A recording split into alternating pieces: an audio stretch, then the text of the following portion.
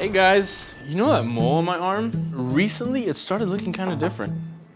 Yeah, kind of looks like your mom's meatloaf. Yeah, but it used to look more like a cheeseburger.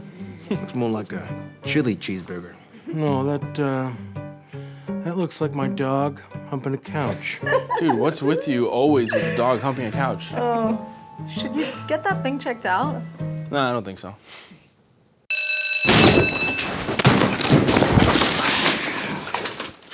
Hey, Chuck. Quick question. Are we first responders or last responders? First. Right. So when you have a subtle and persistent health change, like a mole growing into the shape of a couch-humping cheeseburger, you should probably get that looked at. By more than just these guys. What's wrong with these? Because it could be an early sign of cancer. Should I get this checked out? Oh! Yes. Absolutely. I'm gonna go now. It's a nibble. It seems bad.